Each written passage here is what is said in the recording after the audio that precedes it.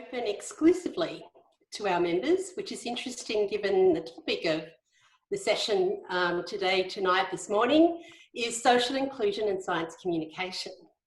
However, I think it's a very important topic given the current pandemic and the differential ways in which different communities have access to science communication during this pandemic. I am Jenni Metcalfe. I am Chair of the Program Committee PCST2020+1. It will be held next year from May 25 to 27 in Aberdeen and also virtually. So I hope that you will all join us for that one way or another.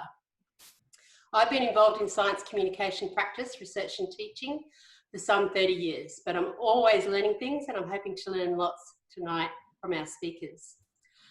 Before we get started, I would like to thank Michelle Riddlinger, the Secretary of the PCST Network, who is helping to do the technical things of this webinar and is using our very first PCS Zoom network that we now have. I would also like to thank Brian Trench, President of the PCST Network, for organising the speakers for tonight's session. Very much appreciated. Our main speaker tonight is Emily from the Northern Hemisphere in the UK. And then we have three panellists from the Southern Hemisphere. Andreas Roldan from Colombia. Hopefully he'll be able to join us when he gets over his technical difficulties. Noni Mumba from Kenya and Louisa Massarani from Brazil. However, firstly, let me introduce Professor Emily Dawson from the Department of Science and Technology Studies at the University College in London. I first got to know Emily about 2.5 years ago at a small science communication conference at Bellagio on the lovely shores of Lake Como. She got my attention because she was the only one in our group to go swimming in the cold waters of the lake in November.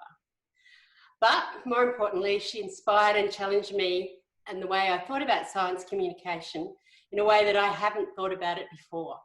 And I'm sure she'll continue to do that with this webinar.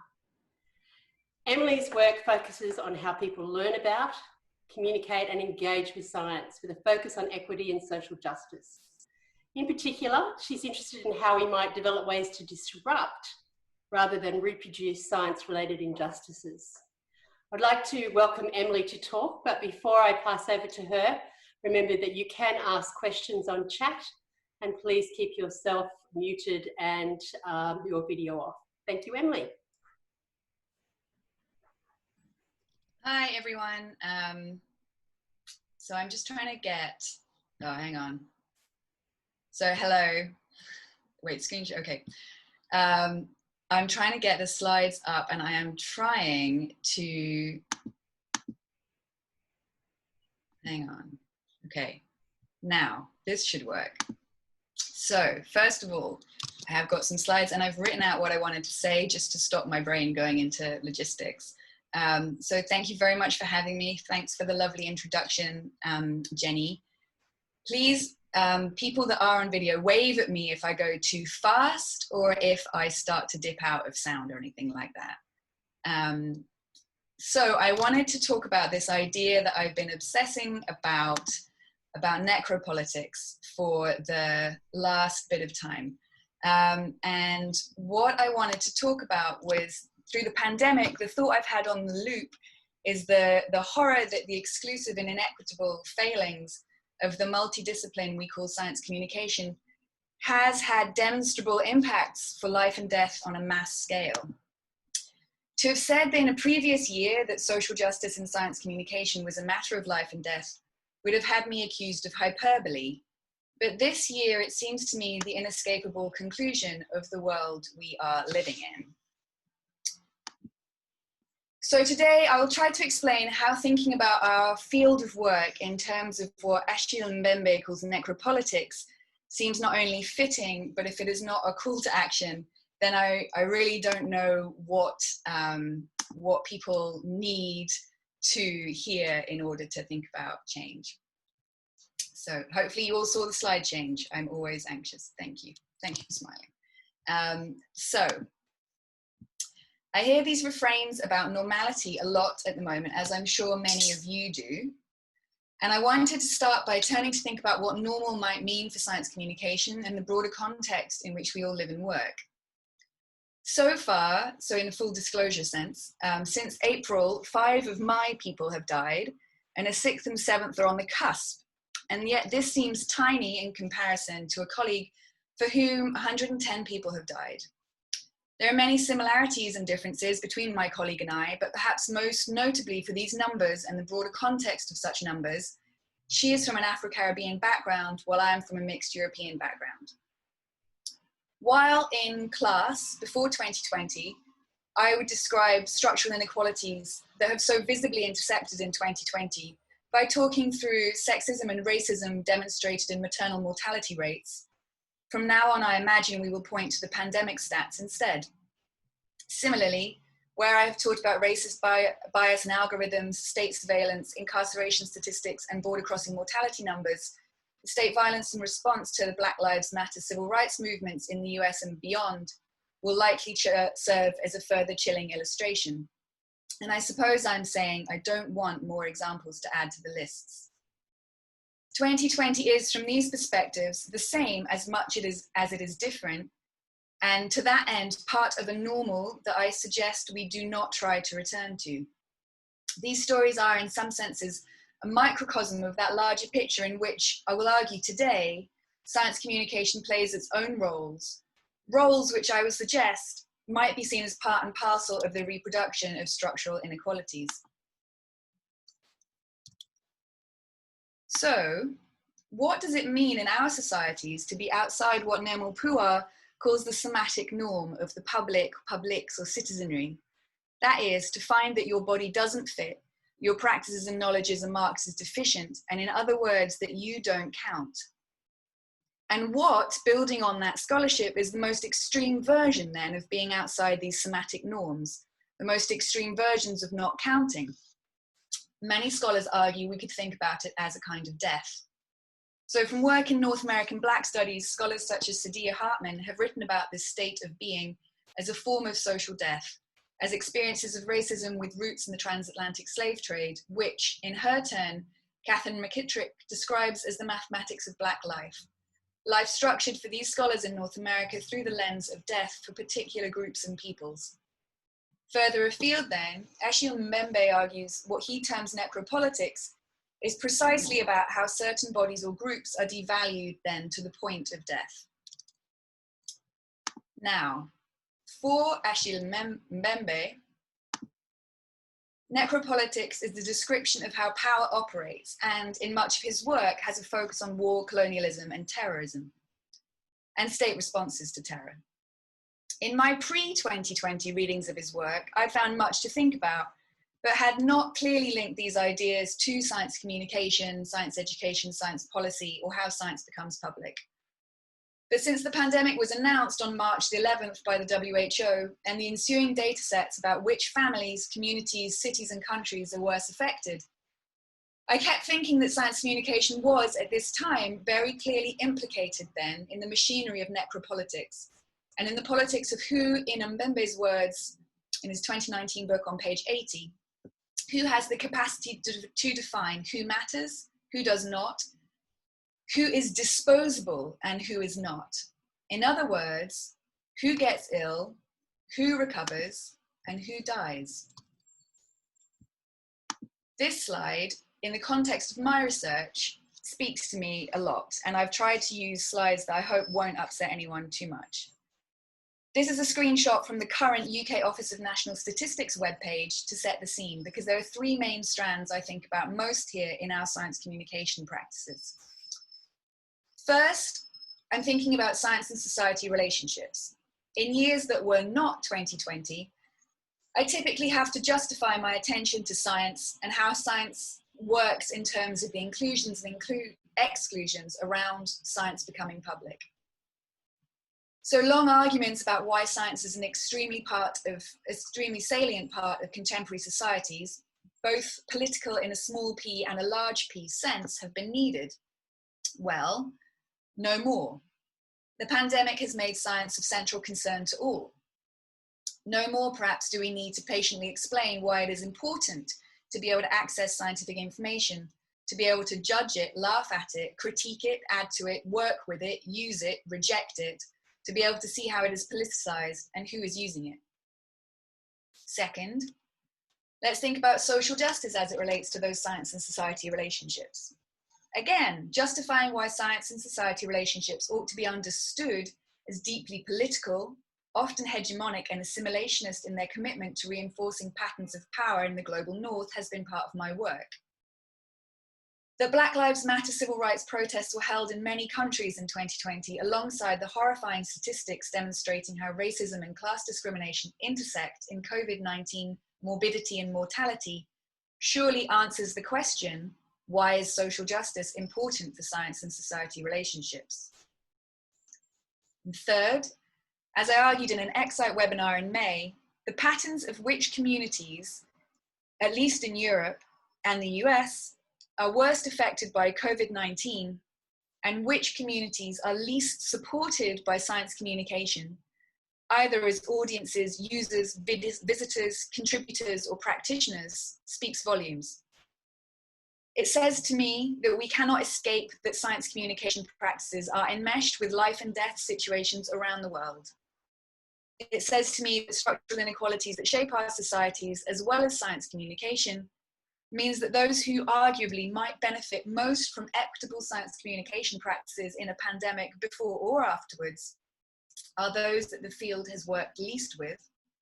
And it says to me that we must take responsibility for the roles this sector plays in the broader world. And that for me means change. So this illustration by Kinder Khalidi is to demonstrate, to my mind, complexity and messiness. So I wonder where this leaves us.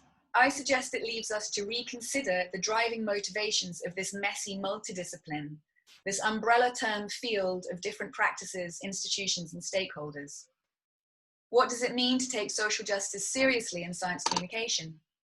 I suggest it means being extremely averse to returning to normal, and amidst the mess, to think about how we support socially inclusive change, how we create and support resilience for staff and audiences, especially the most vulnerable, as well as researchers and funders.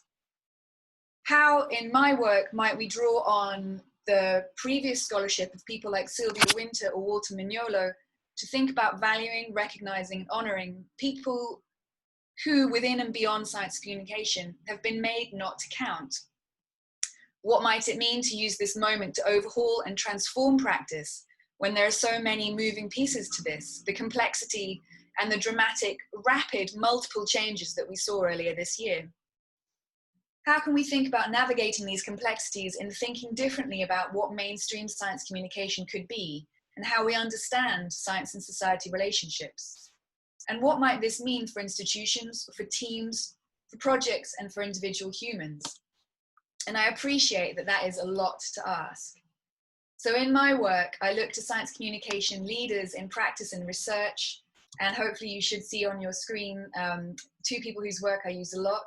But I also just want to add onto that the wonderful team behind this webinar. So Louisa, Noni, and Andreas are also amazing leaders to learn from. And you can see on your screen, hopefully, Dr. Elizabeth Rasikowala on my left, at least, and Sarah Wajid on my right.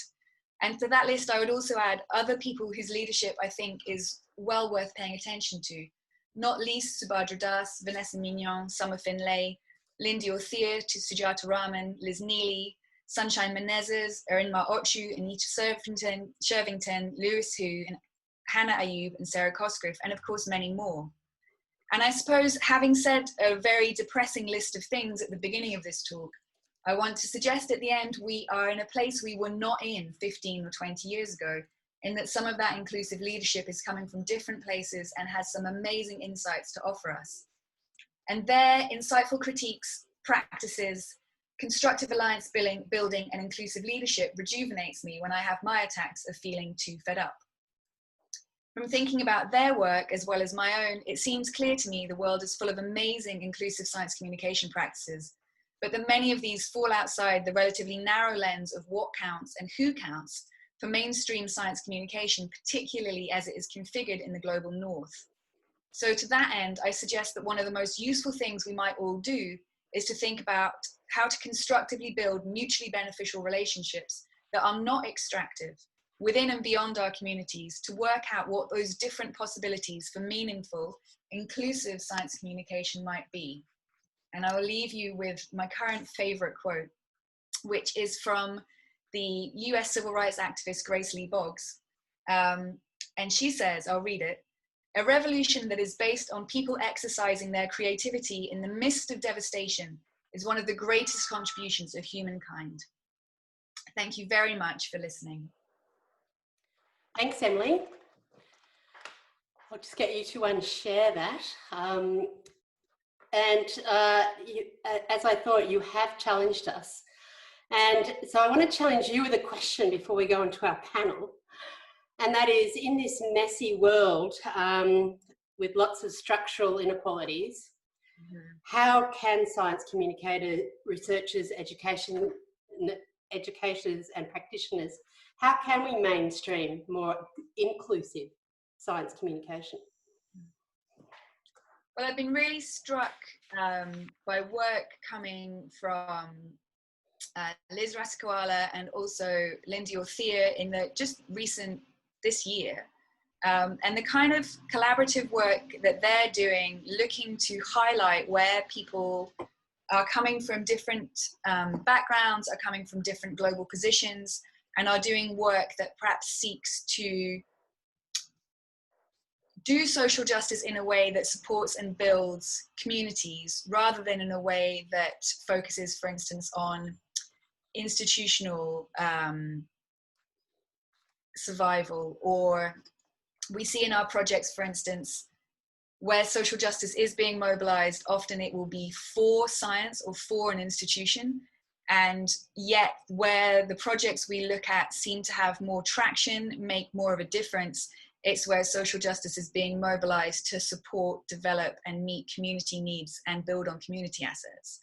So I think there are things we can think about that are concrete, but I suppose what I also wanted to get at in that talk was I think there's a huge amount of thinking work to do, that there are so many different ways to think about this project. And as my colleague Uma Patel will tell me endlessly, there is no one way to do any of these things. There are many, many different ways. And I guess it depends on the culture, the country, the context, and all of those things as well. Yeah. Okay, thanks, Emily. If people have questions, please put them into the chat. Michelle and I will be monitoring that, and we'll come back to that at the end. But I would like to turn from the United Kingdom and the challenges there to Latin America and Colombia. 10 years ago, I was very lucky to speak at a conference there in Medellin.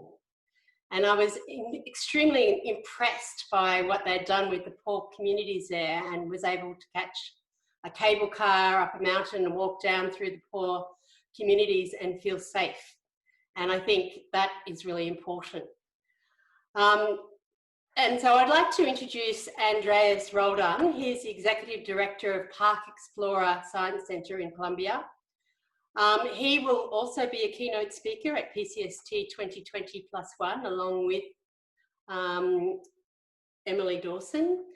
Andreas has a long experience in creating, building, transforming, fundraising and managing museums and cultural institutions for science engagement.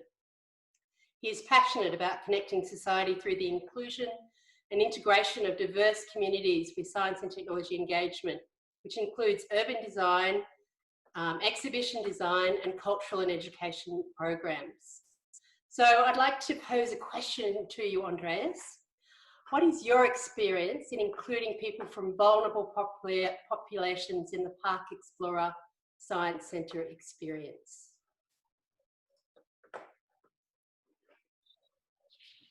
Well, good morning. Hi, everyone. I'm very glad to be in here sharing with you this moment of conversation, especially when we are all full apart in the urge of finding ideas of how to connect science and technology with communities.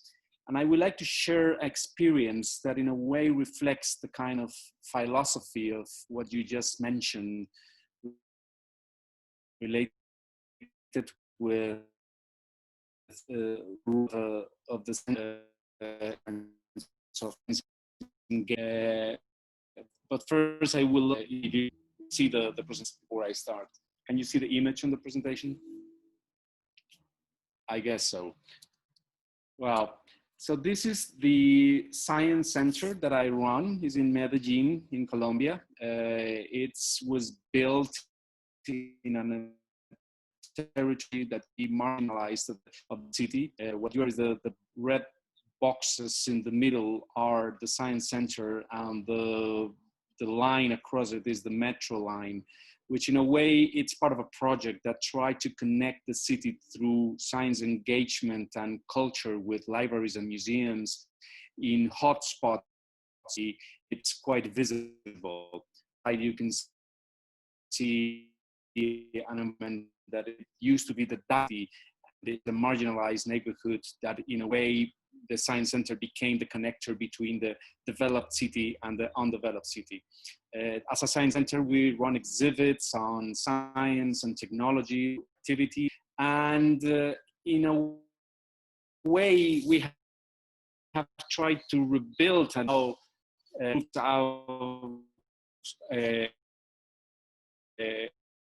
culture and associate. As you might know, in the last 40 years, we've lived in a civil war where about 220,000 people died in this war. And the war is concentrated in the rural areas of the country where there's not presence of the state, there's lack of education, and many communities are outside an evolving world that in a way, with this lack of access of opportunities, that become the environment for new kinds of illegal economy with illegal wars. So this has become into deaths in the territories. So what I want to take here is an example of a process of how science engagement can transform and create new connections with communities. This is the data. It's spent in the central part of the country. It's an environment that is a core place of that it used to be a tropical forest in the Miocene period, which means that there was a lot of big animals and trees and forests that in a way let a lot of fossils along the time. When you are in the desert, you can find easily many of these pieces around this. For example, this turtle of 13 and Pew is one of the fossils that used to live in this environment inside the desert. Let me remind you that this is an environment that is rural, habitat for peasants, and it's a poor territory in a way vulnerable to these wars that we live on the time. So these are images of how it used to be in these tropical has understand the climates in different periods around in the planet in different moments. So since a few years ago, Smithsonian started to do a lot of research, and it's research to gather and collect some collections on that. This is the image of Carlos Aramillo, who is a main researcher in the Smithsonian, with one of the peasants that in a way he grew up in this community as a peasant with no education, lack of opportunities, that start to become curious by reading a lot of pieces on that. A community that since he would collect a lot of his and make of his house, a humble environment, a place where to gather and collect all of these pieces spread around the desert. He became a leader that promoted that the younger and to become like geologists. These are desert. Become the year team logical work on working with the scientists. By themselves, they built up a museum in the territory, which is a house that was built with their own money to collect all these pieces and make it a kind of a museum in this rural territory. So this is a poster where the people just come to get engaged into the conversations, and the collection is all gathered together into environment. They become related. So a couple of years with the leadership of Luz Elena Oviedo, who works in the Science Center, we started a process of how the capabilities of the museum could help to provide an exhibition.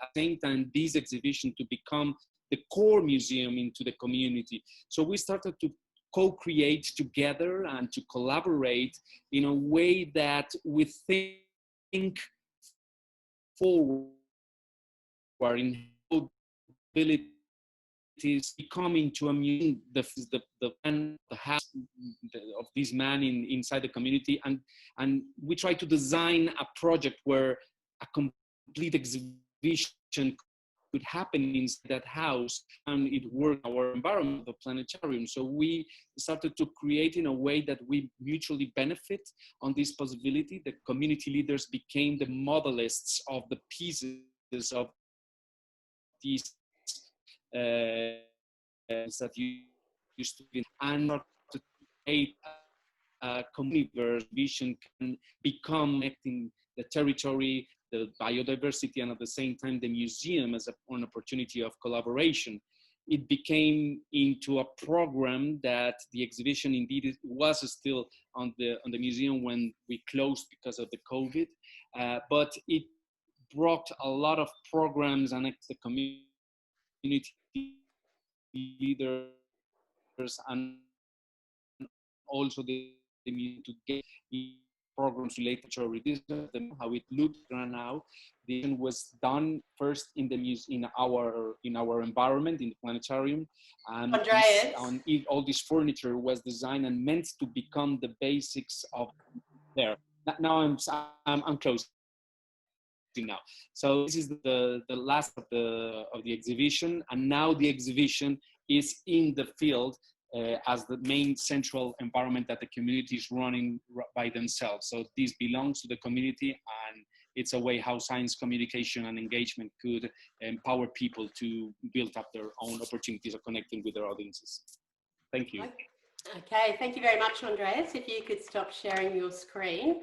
I love the community ownership of the museum and its exhibitions, and that's a wonderful thing. Now, I think that was also an example of the inequities of technology, and Andreas obviously has less internet capability than what I have or what Emily has, and that's one of the issues that we need to deal with in this COVID world.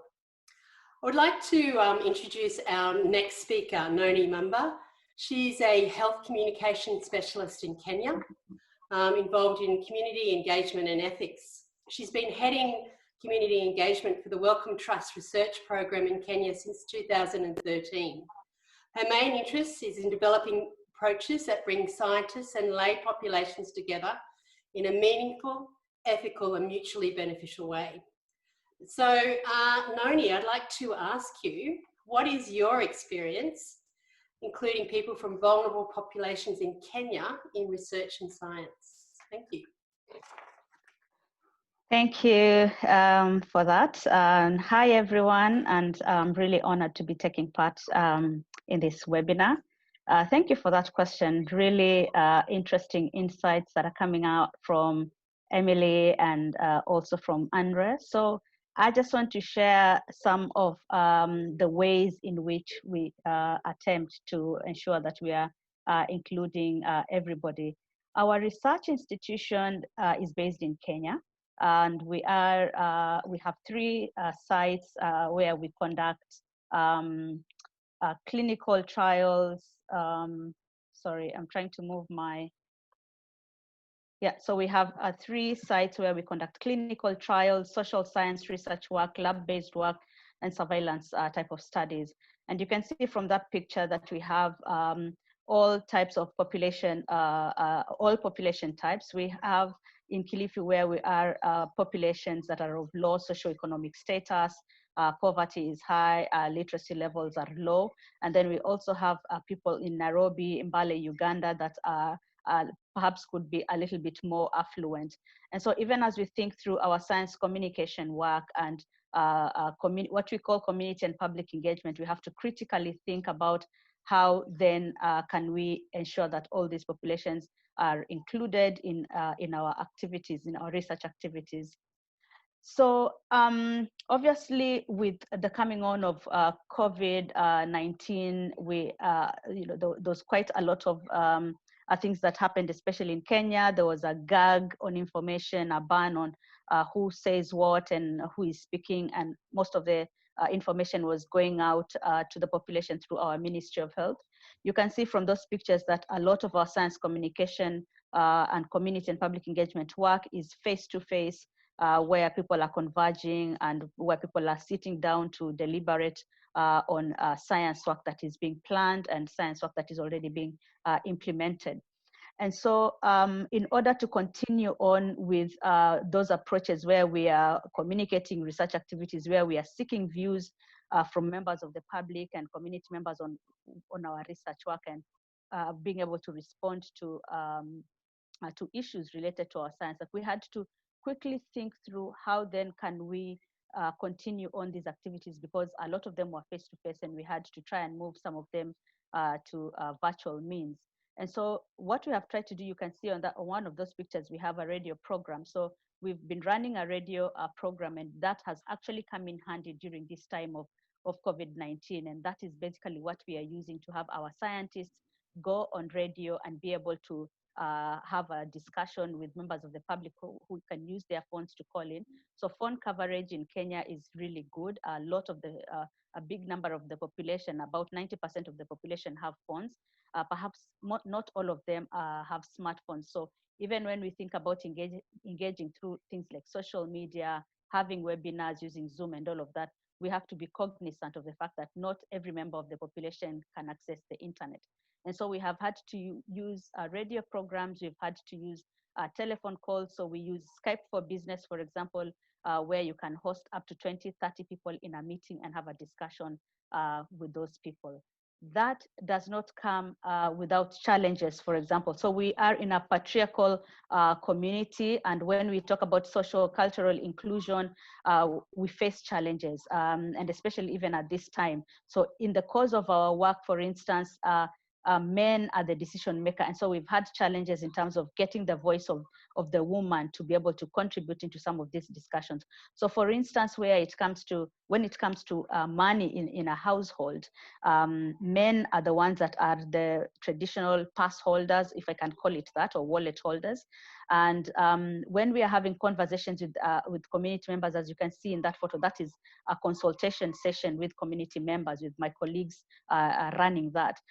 Obviously, you want to ensure that the voice of the woman is also heard in those discussions when we're talking about how can research participants benefit, whether it is monetary benefit or what kind of benefit, how can populations benefit. So patriarchal communities require for us to be able to navigate very carefully how women will be involved in those discussions.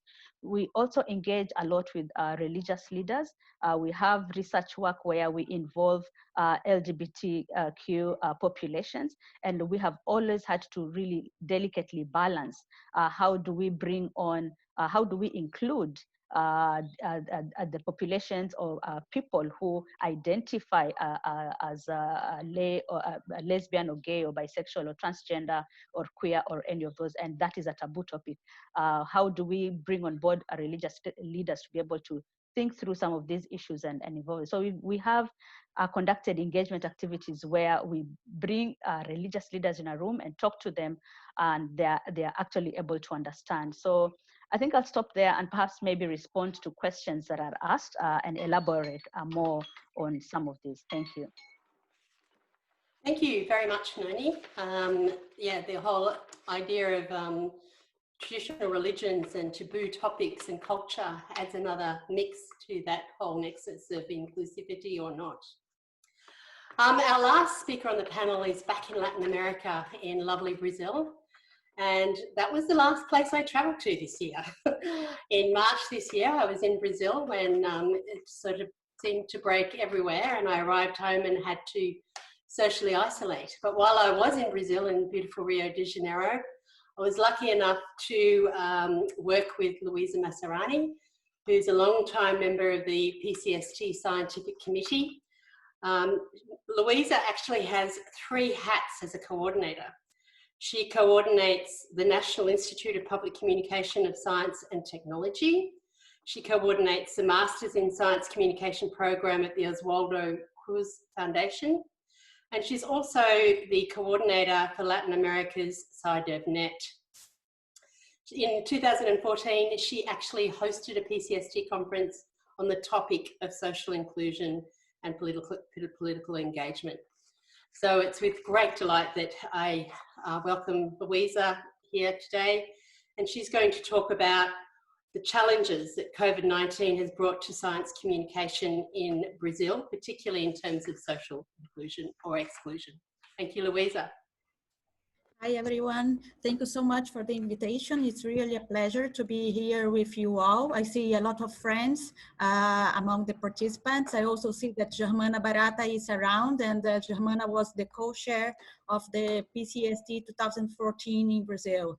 So I want to share some thoughts about the situation in my country now. And this is a bit tricky to understand this figure in a remote way, but just to call attention that the line, the up line, orange line, is actually the kind of activity that is able to attract more people to science in Brazil, and it's related to botanical gardens, aquariums, environmental parks, and zoos.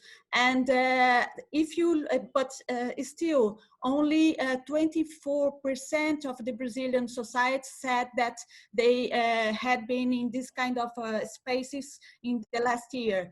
If you want to look at the science centers, is actually the third line, and the data showed that actually only 6% of Brazilians had visited a science center in the last year.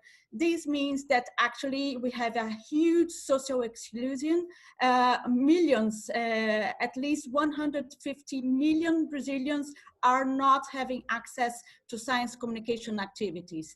We did have a very good and important policies for science communication, for aiming to reduce the gap between science and society. But this is actually, if you look at the image, you will see that it was going well, up, and then since 2015, start going down again. And this means that because of the situation in Brazil, the political context, actually the policies, even when we have interesting policies for science communication and other fields, they are very fragile, very vulnerable, and they can simply go down very quickly after very hard work. I need to try to put I don't know how to do it, but anyway, let's do like that. So talking about social exclusion in the context of COVID is even more serious, the situation. I'm sure that or probably you saw in your TV news and mass media in general that actually Brazil is a kind of losing the battle against the disease. We have a huge political context of conflicts. The president goes against any basic rule of how to fight the virus, like using masks and not social isolation and these kind of things. And even he said that it was only a silly flu. So like trying to reduce the severity of the disease. Because of that, after more than 4 months of attempts of social isolation, because some people, as myself, we try to stay home, but it's not so easy thinking about the whole Brazil. So after this situation, we have, at least in the last 2 months, we have every day 1,000 people dying. And the studies show what is obviously that poor people die more than rich people. And actually a study launched last week showed that the virus has a double of lethality in the slums.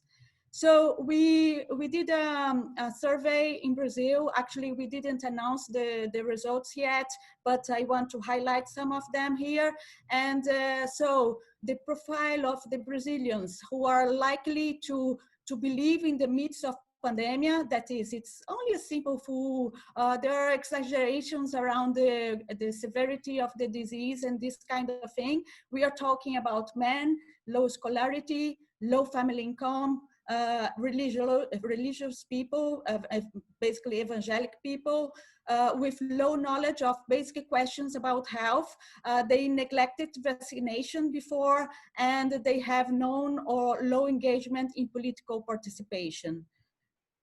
And if we go to the profile of who are more likely to refute social isolation, we are still talking about men between 45 and 54 years old.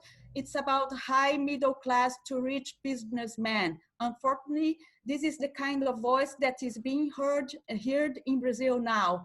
The message is very sad, but the message is what matters is economy.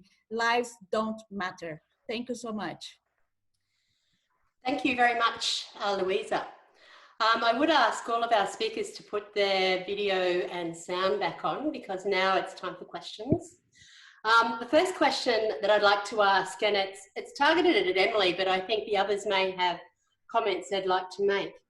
And that is, how do we move to a more inclusive science communication world when science itself is not inclusive in terms of who does the science, where it gets published, and who gets researched? So Emily, do you want to start off with that? And maybe others may have some comments. Yeah, I'll start.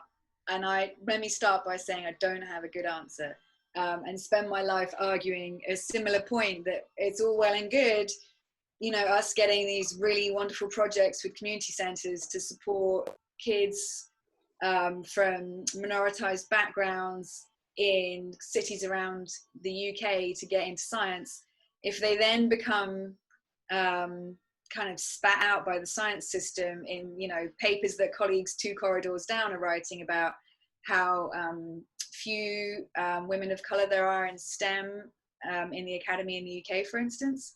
So I think it's a really difficult thing. But I also think one of the little traps we have to be careful of is, so yes, science communication is marked by structural inequalities, as is everything, but that doesn't mean that we don't have responsibilities to push for change in our own practice. So it doesn't mean that we necessarily have to expect to be able to change everything through our own practice, but I think we have to take responsibility for our own work in our own lives, as you would, you know, in your day-to-day life outside of work, for instance. So I think, yes, there is a kind of bigger fish to fry context around that, but I still think we have to think seriously about what it means in our work. Okay, do any of the rest of the panel want to make a comment on that? Louisa, I can see you moving. How do we... just moving. Yeah. Did you have a comment to make on that in terms of how do we have more inclusiveness in science communication when science itself is not inclusive?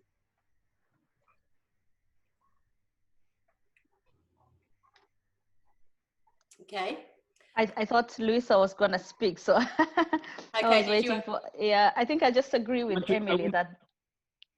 Yeah. That there isn't really a straight answer to that, but I think in our experience back in Kenya, there are efforts that are perhaps still very far, but there are efforts to build capacity towards science communication across a different population types. So I agree with Emily's point. Well, that sort of brings me, and I'll come back to you in a second, Louisa, but it brings me to a question from Alex about the whole nexus between science communication and science policy, and then I guess science as well. So a lot of being able to be inclusive is about influencing science policy. So I'm not sure what thoughts you have on science policy, but Louisa, let's go to you while the others are thinking about science policy. Yeah, I'm going to refer to the previous question. I think that actually in some way it's easier to be more inclusive in science communication than in science. So we have in Rio de Janeiro, I used to work in Museu da Vida, Museum of Life, which has many similarities with Andres Science Center. It's a very beautiful, small science center, which is in a research institution, a very good research institution in health especially, but it's in the poorest area of Rio de Janeiro.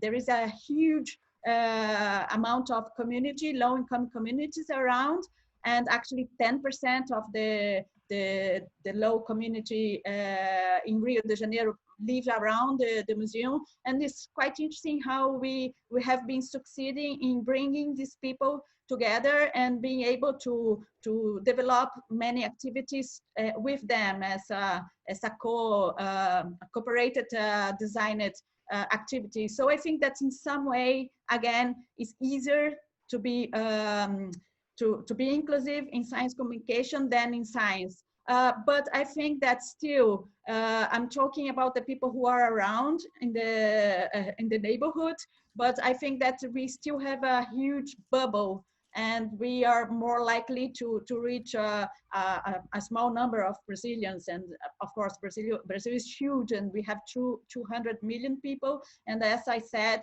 at least 150 million people are still out of the public engagement in science and technology. It's a huge challenge. Anyone else want to talk about the policy or science interface with science communication?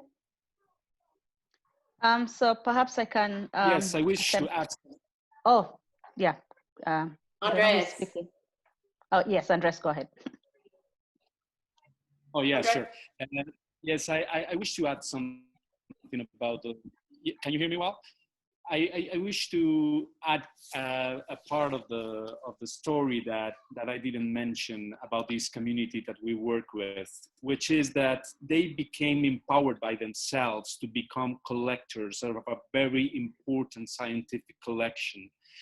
And the result of this is not only that the possibility that they are now running a kind of a small science center in a territory that is, well, beat by inequity and lack of accessibility, but also they became part of the authors of the researchers. Nature published their discoveries on what was going on in this environment in terms of the importance of these paleo forests themselves. Without being researchers or scientists of universities, they became also part of the heightened the process, which means that in a way this is a mind shift in terms of science still holds colonialist visions where universities and researchers are there in the universities and they go to the discoveries of communities around hundreds of years and they publish the data and the merits goes only for the science field, but not for the community. So in a way, I think that what we are seeing is that this role of museums or universities are like the core official institutions of science, ignoring the importance of the community in the environment should be changing. And I think the ways it changes in the way that they participate not only in the science communication process, but also even in the discovery side of producing science, which in a way is there's been a kind of a trend in the Americas in terms of how for medicine or even other kind of discoveries, the knowledge of the communities are also an important part of the discoveries that science is producing themselves and not only by research. So Andreas, you're talking about Indigenous and local knowledge being valued along with Western scientific knowledge. I might just turn now to Noni. You were going to make a comment earlier. Yeah, so I think, you know, just as Andrea has said, populations are beginning now to chip in or to contribute towards science. I don't know whether there's a policy somewhere, but how science is being done, and I think this is owing to them being involved and being included in discussions related to science or about science. So, for example, in our locality here, it's very difficult for scientists to come in and get into the population and just start carrying out research. For example, the population will ask him or her questions. They'll want to, they perhaps even will refuse to participate because they haven't been involved in it. So there is some movement towards informing or changing science policy. But of course, we are not yet there because a lot of the planning, a lot of the decision making is still quite top bottom. You know, populations sometimes are at the tail end of discussions and at the tail end of thinking through science and planning for science. But there is some steps being taken towards ensuring that you know, policy is changing. I think funders are also trying to change with ensuring that scientists have talked about how they will communicate within their proposals as they plan to do their science work. So I think for me that would be my take. Thank you. Heather Doran, who is the host of the PCST conference next year in Aberdeen, asked a question which is quite broad but very topical. And that is, how might science communication be more exclusive in a socially distant world? I don't know, Emily, if you want to start on tackling that one. I think this is a really tough question, and the wonderful Barbara Stryker at the Equity at Excite Network and I did some work on this back in April, where we could start to see, certainly in the kind of science centres, science museum, institutionalised informal science education part of science communication, a lot of people were putting everything online and kind of moving quickly to these online platforms, whilst furloughing staff, whilst shutting the real kind of tangible spaces down. And we were concerned at that point that this was perhaps not, you could understand the reaction. It felt like quite a kind of a safe and comfortable reaction, even though it was difficult and people were very, very busy or not being able to work. It wasn't necessarily a reaction that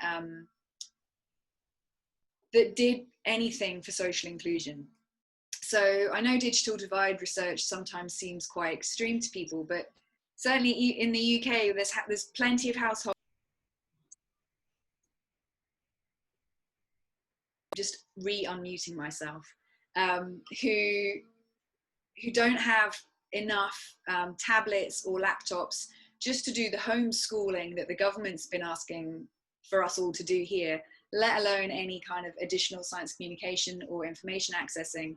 So that, I think, is a real challenge about how we make the kind of distant, kind of socially distant communication. What we did do, though, in that paper, which you can get if you Google the Excite magazine, which is called Traces, there is a list of things that we had across the Equity at Excite network looked for examples, and some people are doing some really amazing community work and just carrying on doing that community work and using community gatekeepers and networks to keep that work going, so I think this kind of going online needn't be the only answer we have. There's actually plenty of other things we could do.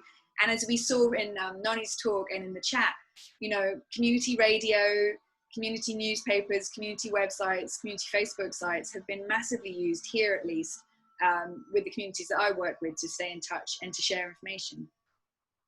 Okay, the questions are coming in quick and fast. I would like to just take a couple of questions before we wrap up, and I want to ask Louisa as well about the special edition of JCOM that's coming out.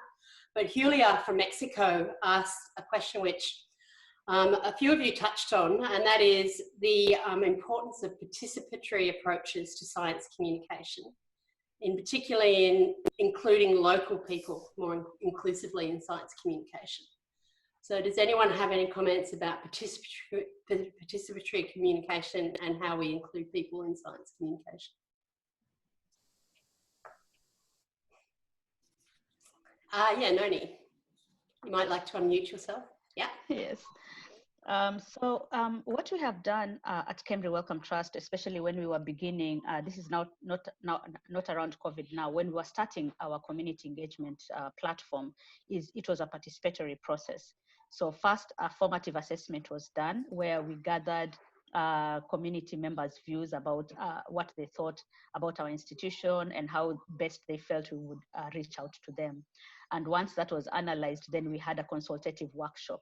I think it was a 3-day workshop, and then we also had a communication expert. So we brought in community members into that workshop, and we planned together with them how the exact activities that they thought that we would be able to implement in terms of science communication or engagement activities. So that's how we went about it.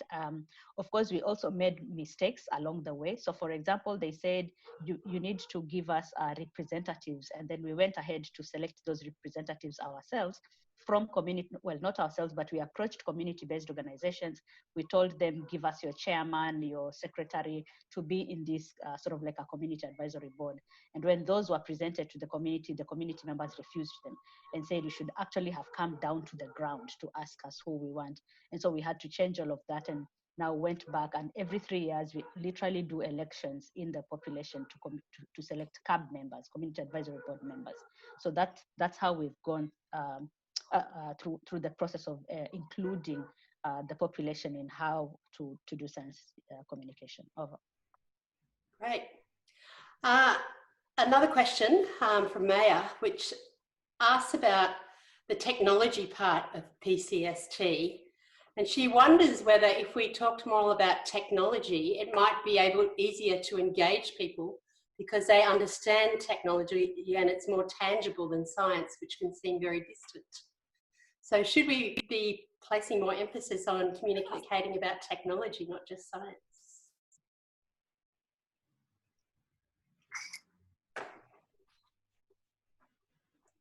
Any comments from anyone? Yes, Emily. Briefly to that, our current project, we have, so I might roll this question up also into Heather's previous question. So one of the sites we work with at the moment is a community arts and technology center, and they're really different in terms of the inclusion work. And I'm not sure though, Maya, if it's probably not fair to say it's because of the tech hook. It's because they've got really strong community relations. But on that front, the tech hook is powerful. And in terms of building on community assets and supporting community needs and pulling that together, it's very clear when you're doing projects around, damp monitors in community housing to support housing improvement and change, or young people developing their own tech skills in ways that they feel confident with and empowered by, that can quite clearly lead to jobs. So it's a bit of a utilitarian argument potentially, but I think that has been a hook there. And based on that project, to also speak to Heather's point, we have the idea that we're building from that is this idea of an equity compass. So that ways to think about practices that you do or might do, and what parts of it you might be able to push into a more equitable orientation. So as we go forward, whatever the future looks like, you can use that to do anything. And I will try and flood the internet with those resources when we have them ready, but they're not ready yet. But I appreciate it's going to be a difficult few years. Thank you very much, Emily, and thank you to all our panelists. But before we go, there's two things I want to do. First one is to ask Louisa about the special edition of JCOM on COVID science communication. And I particularly want to ask, has social inclusion been a topic that's been addressed at all in those papers that you've been especially editing and curating? Thank you, Jenny. In some way, yes. Not in the way that you were thinking, but in some way, yes. I would like to address specifically the fact that actually there is a social exclusion of the other voices. Thinking about research in science communication, most of the production and the visible production is about US and UK and Europe in general. And the other countries, the other parts of the world, the voices are not that heard. and the production is not that visible. What I think it was very interesting, and it's very interesting in this special issue that we are organizing on COVID and science communication for JCOM, is the fact that we received more than 100 papers, and actually it's 120, something like that, and more than 70% of them, maybe even more, is from the developing countries. And so I think that's fantastic that we have opportunity for hear different voices.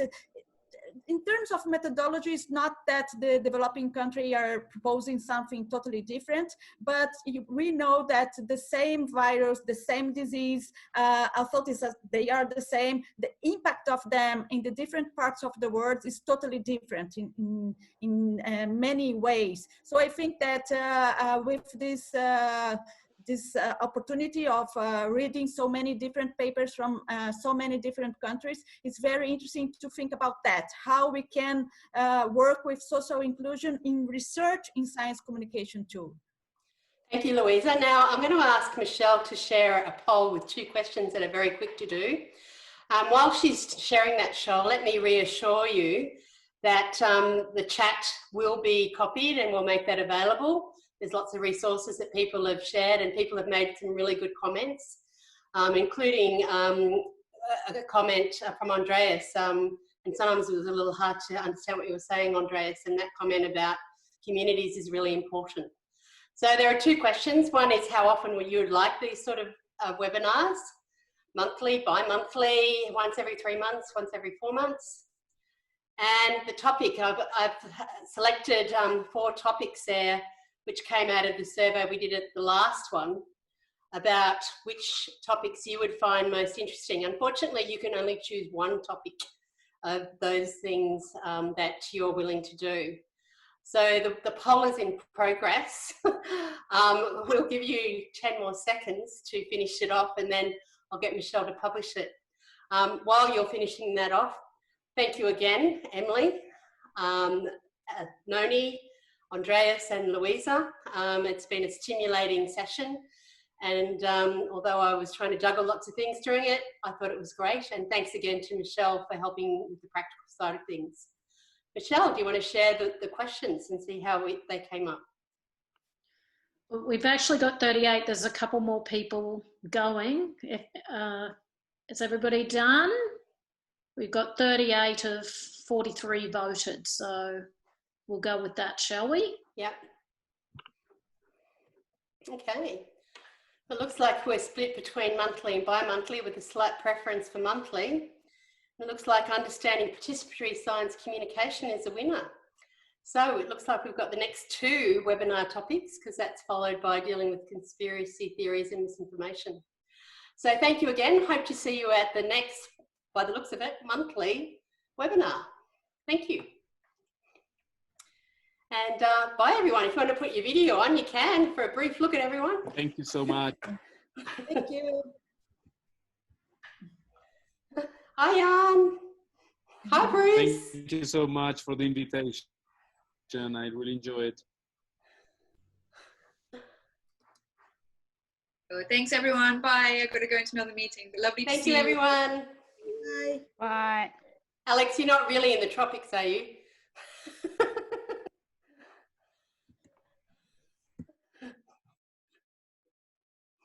Hi, Hans-Peter.